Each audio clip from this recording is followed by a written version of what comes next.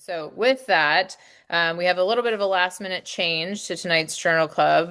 Dr. Burnham had a kind of a last minute thing that popped up that needed to be taken care of, and he unfortunately was very disappointed to have to back out. But we are very fortunate that the one and only George Davies was able to jump in at a very last minute request from us to chat with you guys tonight and join us for Journal Club. So because it was kind of such a last minute ask, we're gonna skip the planned paper, and George is going to do a quick little kind of presentation on a relatively, similar topic related to the knee, and then we'll kind of jump into some of the research and some Q&A around the topic. And so with that, I'll turn it over to Rob to kind of kick it off, and then let George jump on. Thanks, Ash. Thanks, sponsors. Another great journal club. Yeah, we're sorry we had to make this change, but we are fortunate enough that the general decided that he would be able to join us tonight. He's usually on with us anyway. He's just on the backside watching, but he's going to actually be here with us live. I'm going to I'm Rob Manske, Wichita State University in Via Christi. Thanks for joining us, Barb. You want to introduce yourself real quick? Sure. Barb Hoogenboom. Recently, well, not so recently, a year retired from Grand Valley State University, so I'm a free agent these days. I'm out in Colorado right now, kind of hanging out, but I'm the editor in chief of IJSPT. I'm really grateful for George tonight and for all of you for attending. I hope we can together learn some really cool stuff. Thank you, Barb. Philly. Hey, everybody. Phil Page, Franciscan University in Baton Rouge. Thanks for attending. Thanks to our sponsors. Thanks to George for showing up. And of course, thanks to Ashley and IJSPT for doing this. And I just want to make sure, what number are we on today? This is I didn't even look. 50. Look at the bottom of his cup, Rob. 53. 52. I didn't even see. I was like, That is awesome. I was like panicking to try to find out what number. I got you, Rob. I got you. You did. I love it. Thank you, man. That's great. That's awesome. That's fantastic. I have to give a quick shout out. I was in the clinic a couple of weeks ago, and a very old friend of mine that I used to work with when I first got out of PT school came in and said, "Hey, I just want you to know I really enjoy the Journal Club." And I said, "Have you been on?" And he said, "Yeah, I'm on all the time." And I didn't even know. I don't even get a chance to usually look over at the list. But Dan Runyon, shout out to Dan Runyon, old therapist. He's retired now, but he stopped in the clinic to say hi to everybody. And I'm very pleased and excited that you join us every week, Dan. So thanks a lot for joining and being here with us.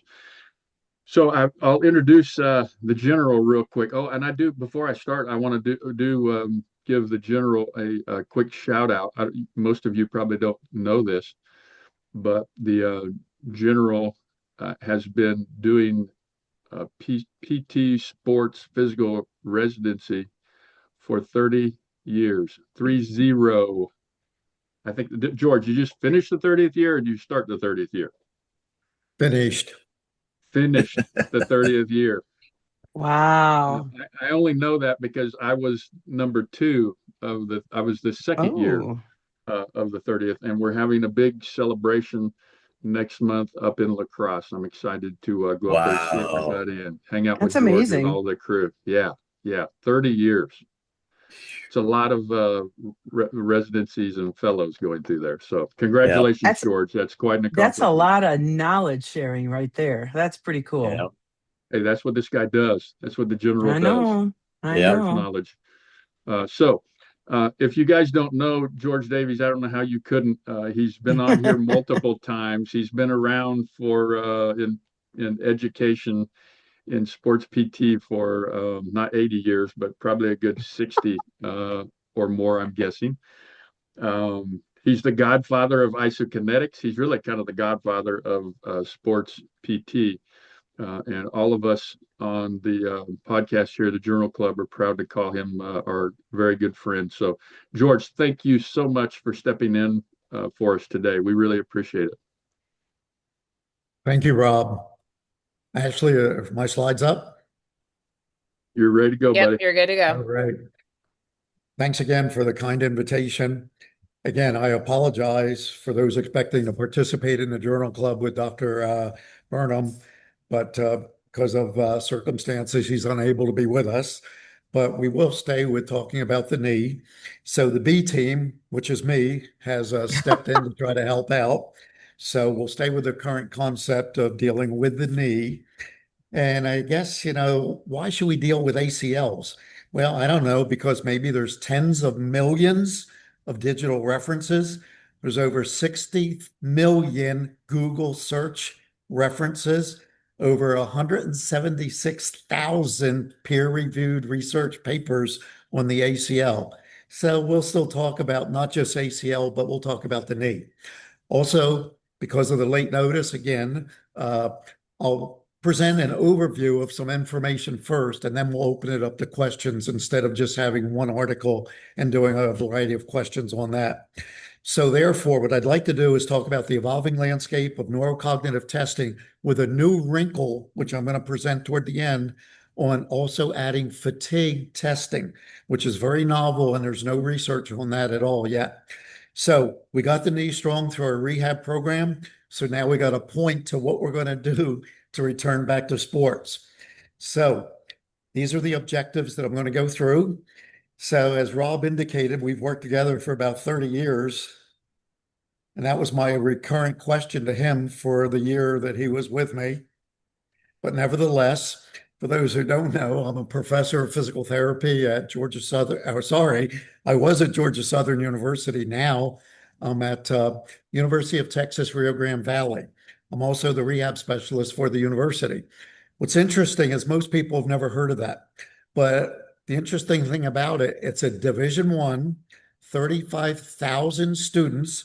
We just achieved an R1 with over $100 million worth of research grants, and we have about 20 sports. So it's way down there at the bottom, as you can see. And again, it's the newest university in the University of Texas system, and it's truly a hidden diamond in the rough. The reason I say that is we have a medical school, and interestingly, there's only 10 podiatry schools in the United States. We have a medical school and a podiatry school, and a doctor of optometry, doctor of pharmacy, doctor of PT, doctor of OT, PA, nursing, etc. You can see the laundry list. So it's truly a diamond in the rough way down here in South Texas. The connections are not always good. That's why I'm not even on from a visual standpoint. But at any rate, I'm also the rehab specialist for the D1 athletes. Talk about the coolest job after 60 years. That's all I do from a clinical standpoint. So with that, other disclosures, I'm also the associate editor of Sports Health, which is one of the largest circulation sports science journals in the world with over 70,000 subscribers and also about 3 million downloads a year. Also, I'm very proud to say that I'm a former Marine from 57 years ago. So if we have any other military vets out there, thank you for your service. But let's get to the bottom line here. So what are most clinicians doing right now for testing for return back to sport? Well, of course, we all go to social media, right? Well, frankly, I call on that because once again, we don't always have the good information there. So let's go back to the basics. I've had an interest in the knee for a while. The first article I ever published on the knee was almost 50 years ago. But the reason I mention this, as everybody on the call knows, pretty much one of the hottest topics going on right now in the knee is the concept of LETs or ALLs or LEAPs or whatever as the extra articular to back up intra-articulars. But why? Think about that. Why are we doing that now? Well, the main reason we're doing that, the main reason we're doing that is because of the concept of rotary instabilities. My co-author on this article from almost 50 years ago was Bob Larson, who interestingly, Slocum and Larson were the first two that identified the concept of rotary instabilities in the knee in JBJS back in the late 60s. So again, pretty proud of that, having done some really pioneering work with him early on about that. again, we all know that depending on the surgical procedure, that's often going to dictate what type of return to testing we use. We also published an entire book on rehab of the surgical knee over 40 years ago. And what's interesting now, the LET is so popular, but look at this, the AOSSM in the late 80s, that was the primary surgery of choice without an intra-articular reconstruction. So as we all know, things are going through kind of a pendulum swing as to what's being done. Now, here again, a recent meta-analysis with looking at over 22,000 articles that are available in PubMed. Again, the differences in all the different surgeries are very interesting. I had a patient who had a Bayer procedure recently, which is the primary repair, as everybody knows. But again, I had to become certified to rehab the patient. But again, the reason I just mentioned that is because there's a difference in the rehab process and the criteria for return to sport. So what are we doing for a full return to activity? Let's go back. I think this is one of the most unique articles, a meta-analysis of meta-analyses. Kind of an interesting topic.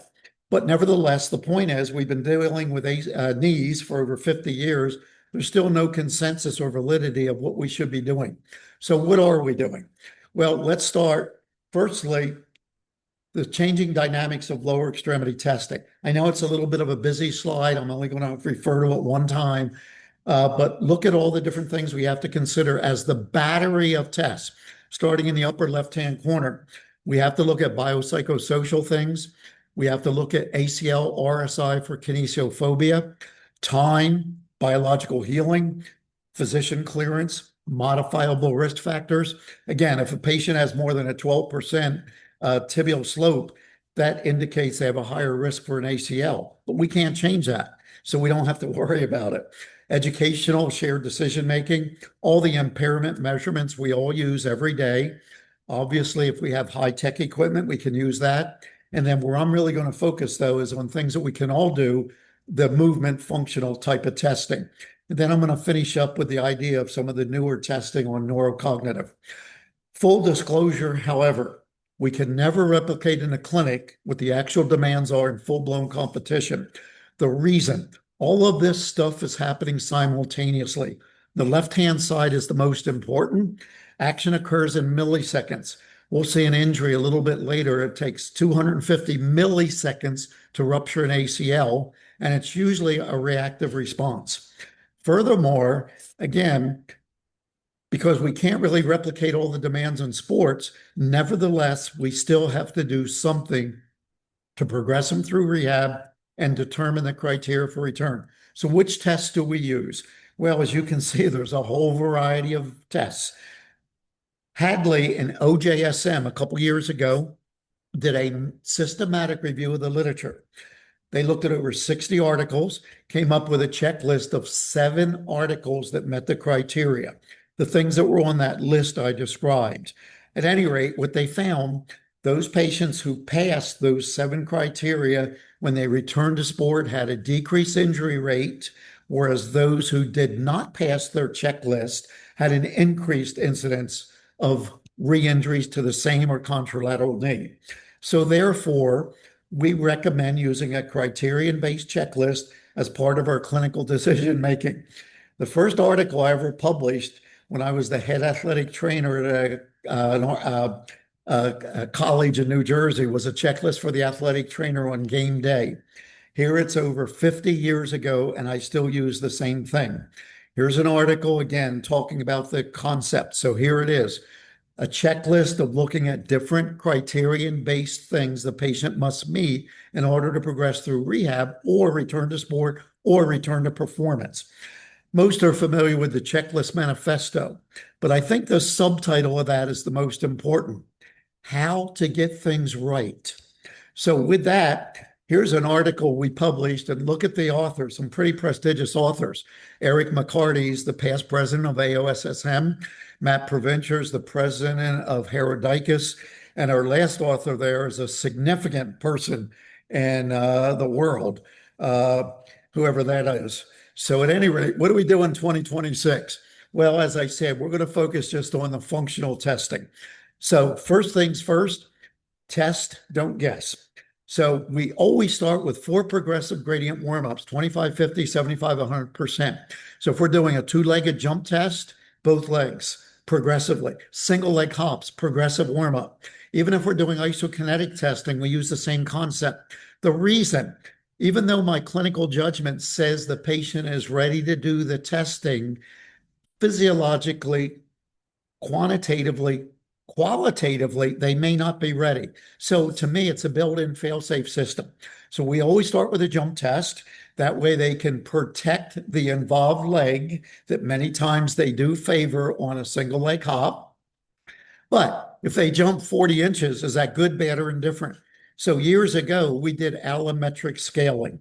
So again, in an old PT journal, we developed the allometric scaling. Males should jump 100% of their height, females about 90% of their height. Interestingly, a lot of clinicians say, oh, my patient can't do that. Well, look at this. This is from the combine. This guy's 6 feet tall and jumps double his height over 12 feet. So if somebody's in sports and they can't jump their height, that's a problem. Again, for that whole year, I kept saying that. Boy, oh boy, I'm telling you, what a challenging year that was. Come on, Rob. Nevertheless, we then, after a double leg, we go to single leg hops. And again, the AAOS also recommends single leg hopping. The top 4 functional tests are all single leg hop tests by the Academy. But at any rate, we all know the single leg hop is the most common, the majority of studies. But think about the ecological validity. What sport does a single leg hop and stops, or even a triple hop? So again, when we use that term, and I'm going to refer back to that frequently, ecological validity comes from the psychological literature and just simply means if it's not approximating the real world, then why are we doing it? So with that, again, we have to look at not only the quantitative distance of the hop, but also the qualitative. So here's an example. Look at the eccentric deceleration phase. Even though quantitatively the patient is the same, obviously qualitatively she isn't. The dynamic valgus, the increased flexion of the hip and trunk, etc. So again, we can maybe take that though and take that qualitative landing and quantify it by using the modified landing error scoring system and putting numbers on the qualitative landing. So that's a way we can actually do that. What do we expect? Obviously, limb symmetry, about 100%. Males, we expect them to be about 90% of their height, females about 80% of their height. But don't get hung up just on limb symmetry. Again, it's not always as accurate, and there are asymmetries in different sports. Furthermore, look at this article. Hop distance to body height ratio outperforms limb symmetry in predicting second ACLs. So don't just use limb symmetry, but that's why we do the allometric scaling for also individualizing it to their height. Furthermore, here's another study in arthroscopy recently. Again, most patients who pass their hop tests end up masking some of the actual performance and have an increased incidence of re-injuries. Now, here's something else that's really important. A lot of people have gone to vertical jumping versus horizontal. Many people are using force plates. But look at this article, which is really, really important. Just look at the light green in the middle. So if we look at the light green, left side horizontal hop propulsion, the concentric phase, only about 13%. But look at the landing. The eccentric phase is about 65%. Whereas, look at the vertical hop. It's only about 30% of the concentric and the eccentric landing. So there's more response with vertical of the proximal and distal muscles than there really are from the knee muscles. So a lot of people are using force plates and using that to judge the quads. But as we just saw, maybe it really doesn't. And I think this is a really important concept right here. Function often hides isolated deficits and capacity. So that's why we need to do a battery of tests rather than just isolated testing. When we look at the Academy's recommendations for functional tests, they have 33 functional tests they recommend.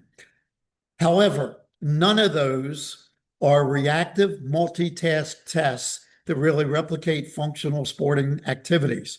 So I call, whoa, what's missing? The missing link is the concept of our neurocognitive testing. So we recently, Kevin and I and IJSPT wrote an editorial on the need for doing more neurocognitive testing. One way we can do that very simply, if we don't have high-tech equipment, is do a reactive single leg hop. So as the person takes off on the single leg, call which leg they have to land on when they're in the air. That's a lot more difficult than it sounds. So that's a simple way of doing neurocognitive reactive single leg hopping without having a lot of fancy equipment. You could do that with the triple hop as well. So how does that neurocognitive affect it? Well, if we look at the triple hop here, pop, pop, pop, stick it. Now, and I know it's a busy slide, I just want to show you the results. What happens when we add a neurocognitive to the triple hop, it decreases performance by about 7%. Now, if we look at medial lateral, so we have a medial lateral hop or change of lateral direction. If we add a neurocognitive to that, it changes performance by about 10%. So again, the point is that the whole functional testing concept is a hot topic. So what are we doing? Well, we now know this whole concept of neuroplasticity with knee injuries. So we're all familiar with the injury, but watch this left knee. Again, watch her left knee. Plant twist, 250 milliseconds to cause an ACL. So is that a pre-injury coordination error in the brain? Or what about this example? This outside hitter has done that thousands of times. Why this time does she land with that dynamic valgus and ruptures that ACL in 250 milliseconds? So what's the science telling us? Well, lots of research. We got 10 years of information on neuroplasticity, particularly from Dustin Groom's research. But again, what we do know is whenever we have a knee injury, particularly an ACL, it's a brain injury. We know the ACL will heal, but look at the middle part of the slide. Persistent neuroplastic adaptation occurs for a long time. Even with some of the healing, some say 9 months, some say 12 months. It's even in the literature now, even 2 years, maybe for the full healing of the ACL. But it doesn't matter. That neuroplasticity is a big factor. So how do we test that? All right. So taking what the AAOS has taught us to look at all the hop tests, we've taken that and we've developed our systematic research approach to basically expanding on that concept. So we basically go from the T-drill hop to the T-drill running to the T-drill running with a fatigue component. So as an example, several years ago, also in IJSPT, we published the T-drill hop test. We started with normals, 50 subjects. If you start on the left leg, you go to the left side. If you go to the start on the right leg, you go to the right side. So very simple. Good test. ICCs above 0.98. Paired t-test between the legs, dominant, non-dominant, no differences. So it's a good test. High reliability, no differences, dominant, non-dominant. Only takes 10 to 15 seconds to do it, but it's pre-programmed. But now, what about side to side? Also in IJSPT, we published the novel side-to-side test. So again, looking at, reliability first. So you can do it in different ways. But nevertheless, what we looked at was, again, the inter and intra-rater reliability, which is excellent. But the most important finding is, look at this. In only 20 seconds, people decrease their step rate. So that meant in only 20 seconds, a fatigue factor was occurring. And if we look at burning through our energy systems, we blow through the ATP system in a couple of seconds. We then go into our phosphagen system, again, only 10 seconds. And then we go into the anaerobic glycolytic system in only 20 seconds. So again, that begs the question of developing a fatigue index. Furthermore, we have to look at agility testing. Again, a comprehensive agility test. Once again, when we look at agility testing, way back in Journal of Sport Rehab, we published the lower extremity functional test using a multi-center reliability test. All ICCs were over 0.9, multi-activities looking at kind of an agility functional test. But let's go back to that missing link. This is where really we look at the Berne consensus, but over on the right-hand side, they emphasize the reactive elements. So now we're going to finish up talking about the neurocognitive concepts. So we need to connect the brain and the quads. So how do we do that? Well, that knee is a little smarter than we think sometimes. So we published our first article in this area of using the lower extremity novel functional test. So again, trying to connect the dots here. So again, we used a traditional t-test, 10 feet long, 10 feet wide. Again, we did the traditional T, which we've already seen, but now we've added the neurocognitive. So we basically used blaze pods. So we had blaze pods mounted on the wall. So just look at the wall for the first light only. So this is our neurocognitive reactive test. If it goes green, she goes left. If it were red, she would have gone right. We time it. Decreases performance by 5%. Now, the limitation with most of the studies in the literature, they use one thing directly in front of the patient, either one light or one monitor like that. There's a concept called scanning. I was unaware of this, but it comes from the sports science literature. Fascinating. What they showed in professional hockey players, that again, those hockey players who did better scanning on the metrics of the test did better performance metrics in actual hockey functional testing. So scanning, think of a defensive back in football. They're looking at the quarterback. They're looking over to the left for a wide receiver. They're looking at the right for maybe a screen being set up. So since the World Cup just finished, think of that goalie in the area. He's looking at everything in the goal. Furthermore, if we look at the test now, just look at all the lights. First light, red, she'll go right. Green, she'll go left. But look at all the lights after that. She has to look at all the different lights and recall the sequence and the color in the proper order, just like in a ecologically valid sporting environment. So what happens there is 5% decrease. So if we add the reaction and the multisensory, there's 10% decrease. But everything I just talked about, I mentioned ecological validity, all that's a bunch of BS because nobody does hopping. So everything I just told you is a bunch of BS. So we then went to our next segment as T-drill running.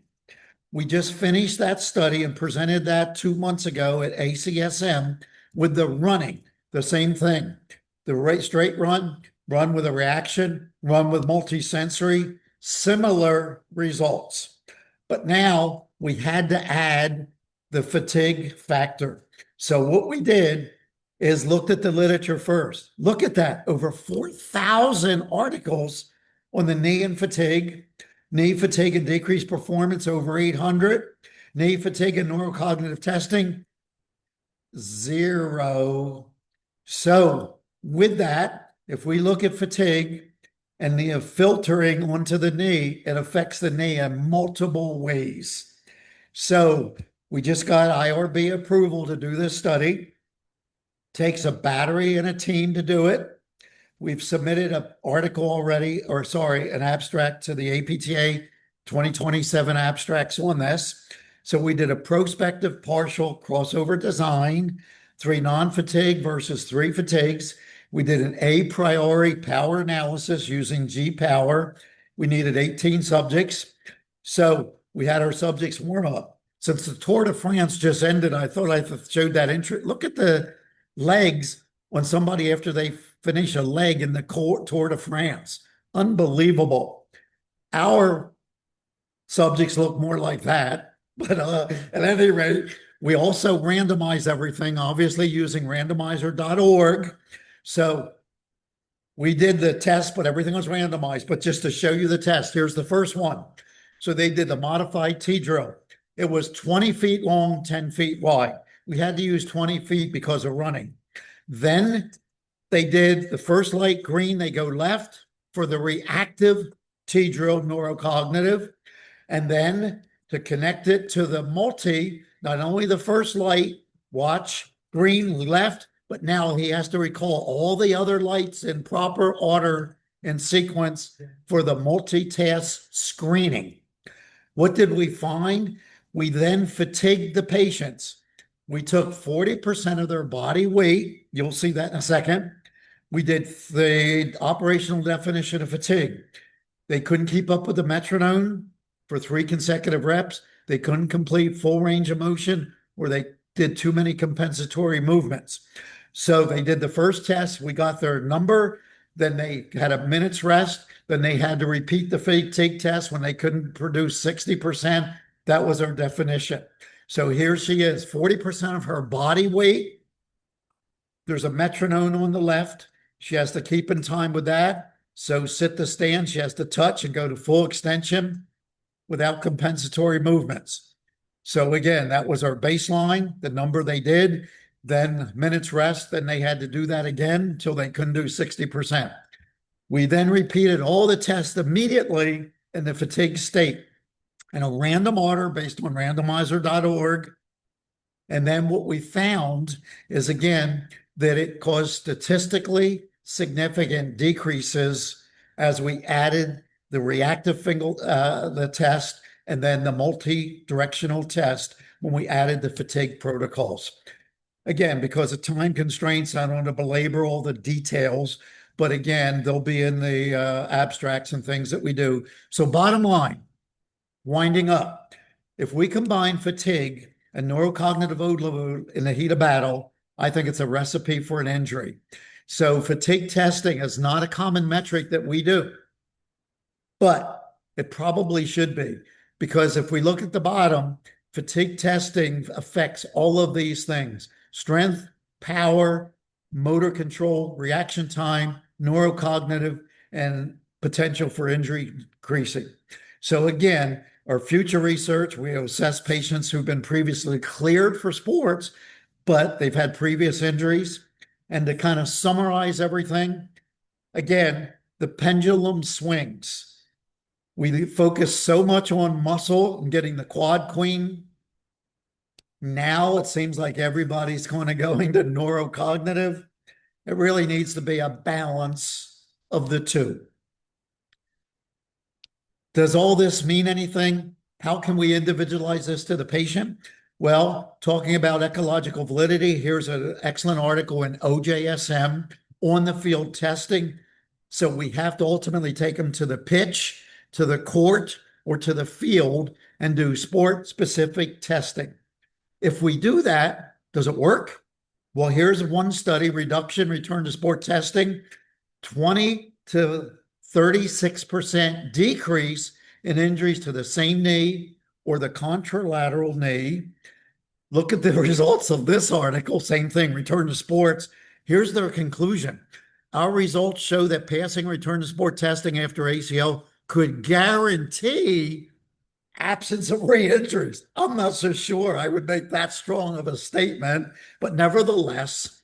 So in summary, the evolving landscape of knee care, neurocognitive testing, including some of our innovative recent fatigue testing for return to sports. So it's a battery of tests. We have to look at all these variables I showed on that one slide: pain, kinesiophobia, full range of motion, all the basic impairments, proprioception, strength, power, endurance, functional testing, sport-specific drills, kinesiophobia, mentally ready. So again, test, don't guess, return to participation, return to sport, return to performance. Remember, return to sports is not the same as return to performance. Most people return to sport. Very few people return to their pre-morbid levels of performance prior existing. So we recommend using a checklist. Here's the example from that one article I referred to as just one example. So patient selection and structured rehab is the key to success.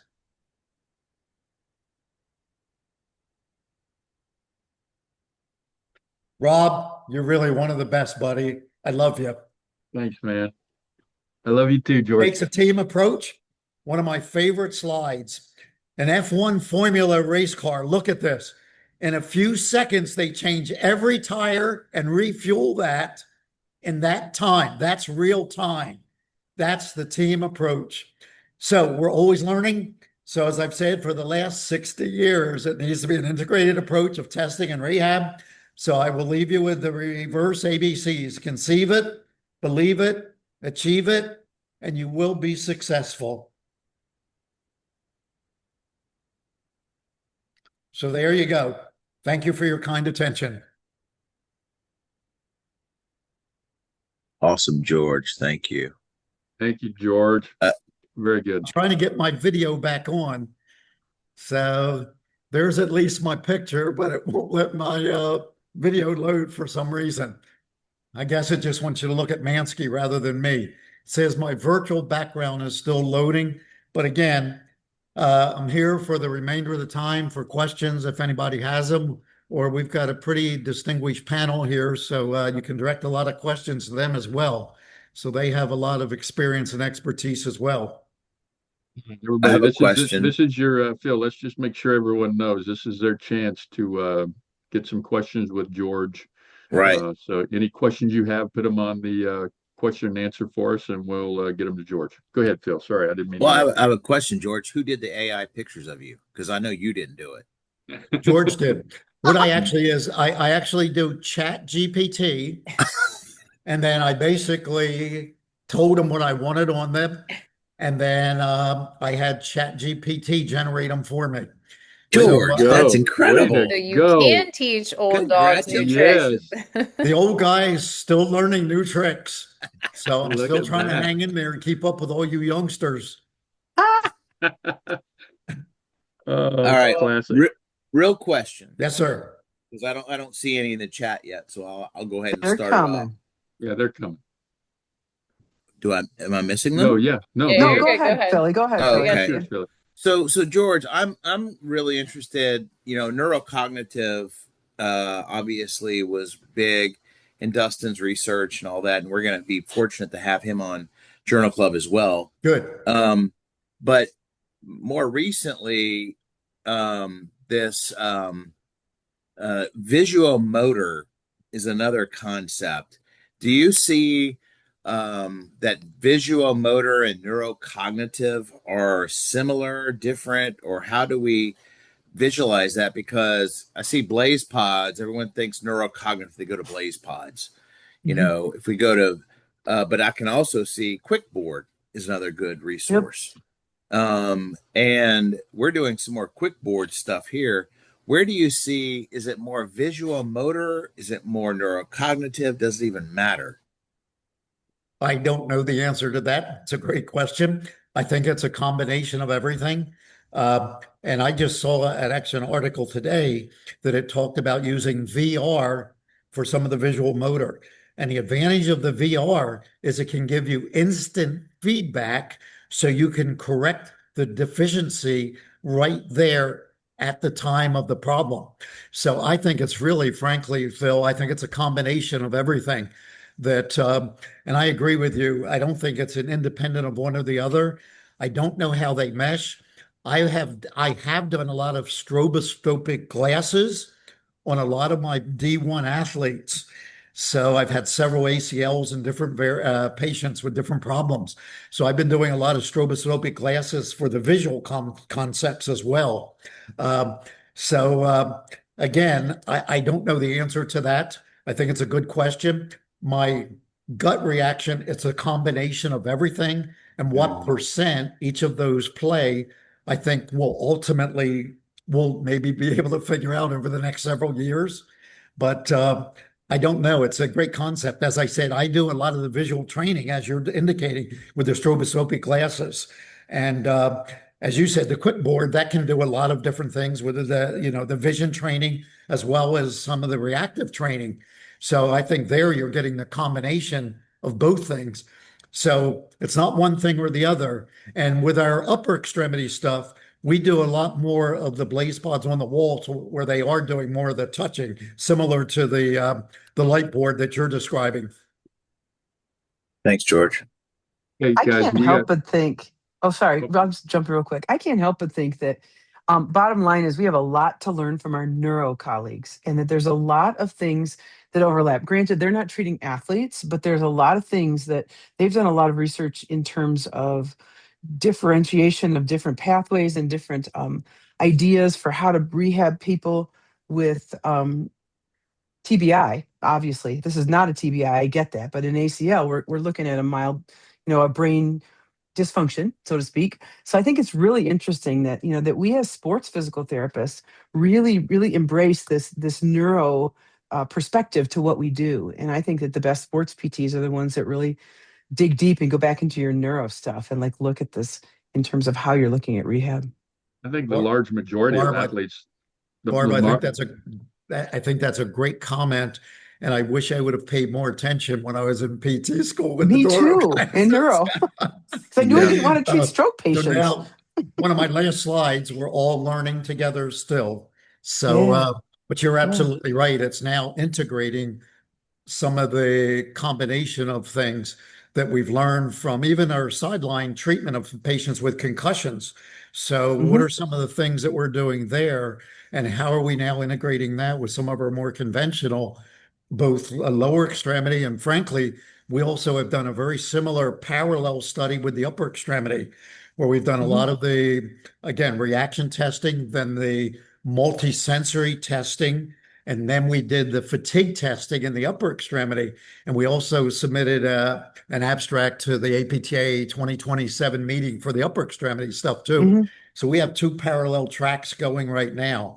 Uh, but again, your comment is well taken. And as you said, the integration of the two, I think, is going to help us immensely do a better job Hmm. in some of our rehab. Because why are there about, it varies obviously every study, but why is there about a 30% re-injury rate with ACLs when we return them back? Nowhere else in orthopedics do we accept a 30% failure rate after a surgical Right. procedure. And yet, that's what's happening with a lot of the ACLs that are returning back to sport.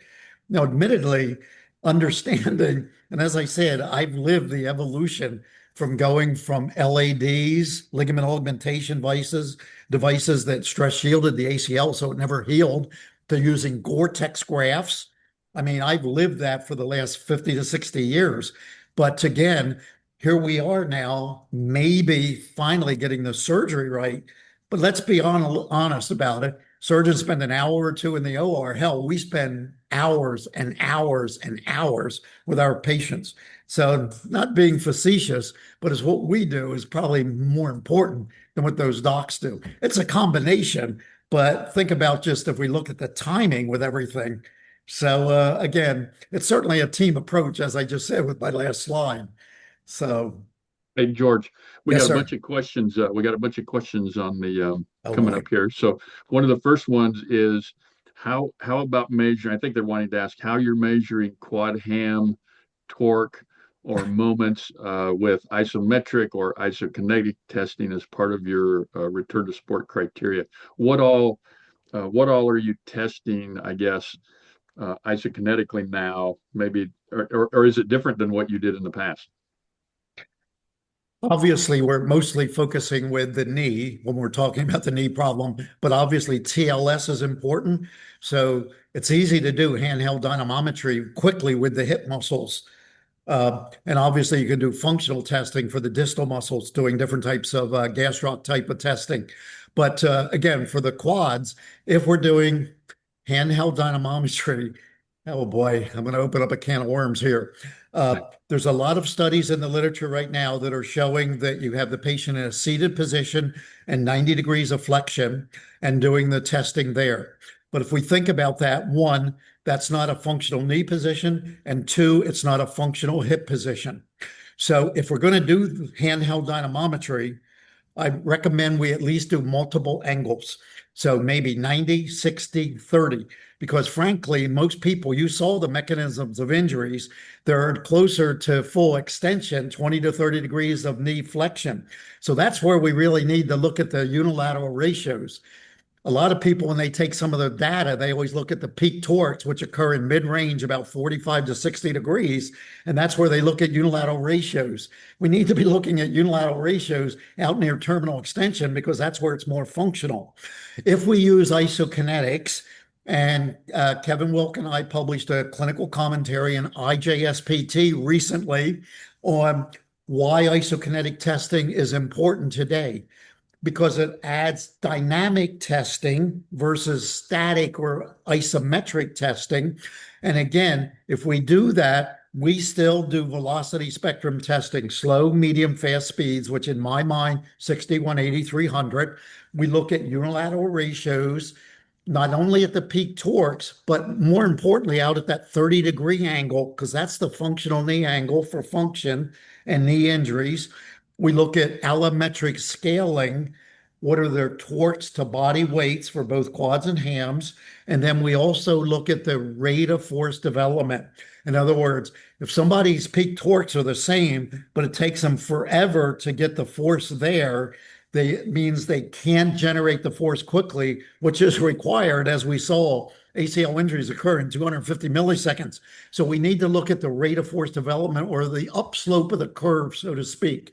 So once again, with handheld dynamometry, it's isometric.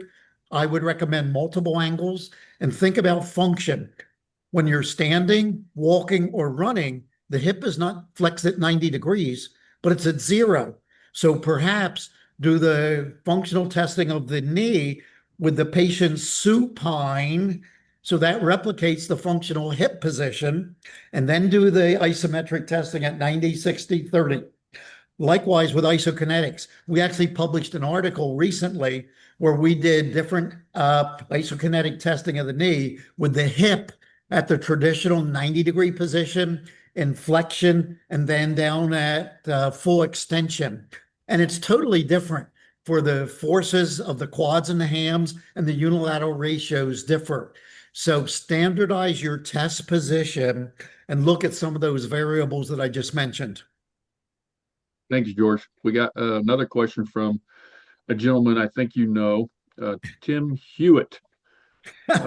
He may know a thing or two about the ACL.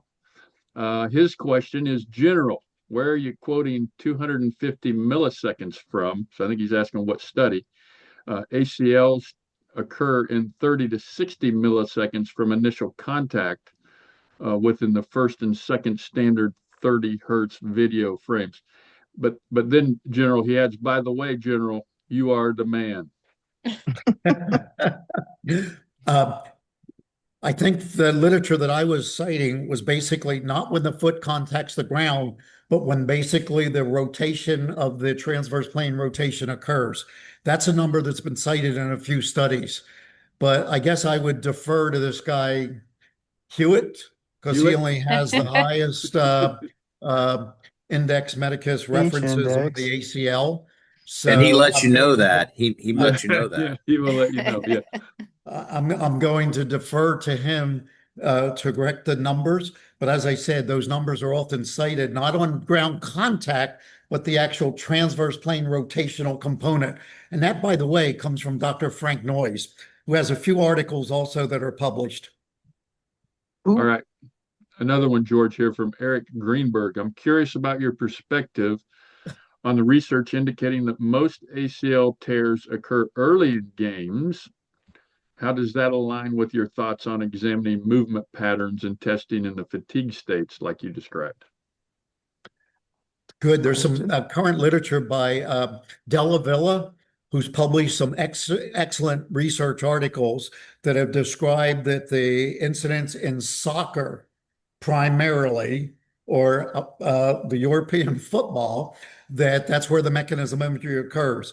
And I think that it probably is true with most sports because everybody is so hyped, the energy levels are so high that I think the majority of the injuries do occur when everybody's full blown hell bent for leather. But I think if you also look, it's almost a bimodal curve that the highest number occurs in the beginning, but then there's sort of a plateau in the beginning. And then I think you see a second peak occurring when you look at some of the other literature. As I said, there's over 4,000 articles just on fatigue in the knee, over 875 on fatigue in the knee and knee injuries. So if you look at that, I think it shows almost a bimodal type of an approach. So, Eric, I agree that the majority occur, and the recent literature shows that in European soccer players. Not sure that also has been shown in American football. Another question here by Gerald Ang. Is there any standardization in the research on placement of blaze pods? How do you determine where to put and like what locations you put your blaze pods, George? Is there standardization of that, or are they just kind of set randomly? How do you handle it? Obviously, as with most research, the individual researchers develop their research protocols. Since we started those actually several years ago, our first article on that was about 5 years ago, we basically arbitrarily came up with certain criteria as to where those blaze pods are placed. That is published in those articles that I think most of those journals are open access as well. But at any rate, the point is that, again, we have standardized that for both the upper and the lower extremity. We just also had an article accepted in Shoulder and Elbow Journal, and we have it for the upper extremity blaze pods. So we have an actual diagram in there where we have placed our blaze pods.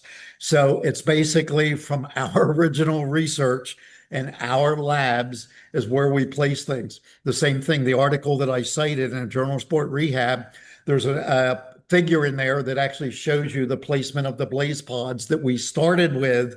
And that's what we're using right now just for standardization for our recurrent research. So we can compare and contrast our research. Because as I showed you, we took the AAOSM literature and we've tried to basically develop a research agenda to follow those protocols. So you need to standardize things. So they were all published in those two articles, one on the upper extremity, one in the lower extremity. And I've sent those articles to Rob, by the way, so maybe we can get those posted that have standardized where those positions are. Great, thank you. Anybody, you guys have any other questions? Do you guys have questions you want to ask? There's still a lot in here. It's like And this I'm is trying most to pick, I'm questions I trying to think we've pick ever some had. here.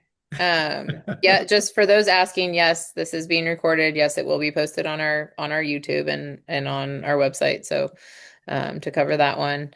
Tim Hewitt, yes, I'll just keep acknowledging all of your all of your commentary. We love you, Tim. Let's see. Trying to find, I was gonna try and pick one. I mean, I think the whole concept of the fatigue versus not fatigued and when these injuries are happening is interesting, and obviously they happen in both states. Like it's not an all or none. So to George's point, talking about kind of the pendulum swinging, I think we've tend to fall and gravitate towards these camps of like, we're in the quad strength camp or I'm in the neurocognitive camp. And it's like, we really need both. I think really, if you talk to the people who really do all this research, George included, would agree you need both. And we need to get away from the dogmatic, like it's this way and only this way, because we obviously need both. And, the neurocognitive stuff is so much for my small brain who studied very, very hard for neuro and not as hard for ortho, a lot harder to grasp and understand when and how to best integrate it in a rehab process versus quad strength. Like, as an exercise physiology undergrad major who then went to PT school, like quad strength was a lot more Intuitive, more graspable and intuitive. Yeah. intuitive. Graspable. Yeah. Graspable. So, And I think that we're just on the edge of the cusp of the neurocognitive stuff. yeah. To be real honest, the articles that Kevin and the crew published and we described here in Journal Club one time, I mean, there was some pushback from some of that stuff. I mean, and there are lots of camps out there with neurocog stuff. And so I think that's really important to know that we're on the cusp of something really big. It's really, really important to understand it, but I don't know that anybody knows all the answers about how and what, and if visual is more important or how to do the stimulus or whatever.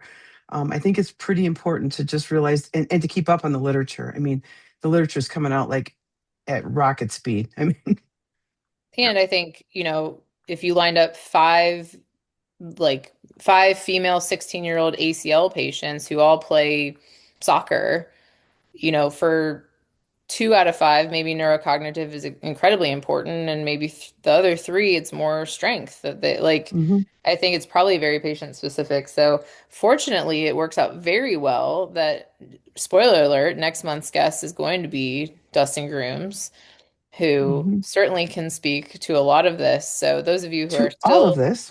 yeah, to those of you who are still hanging around, be sure to be here next month for our September journal club, because we will be we will be engulfed in this for a whole Mhm. journal club. But any last minute?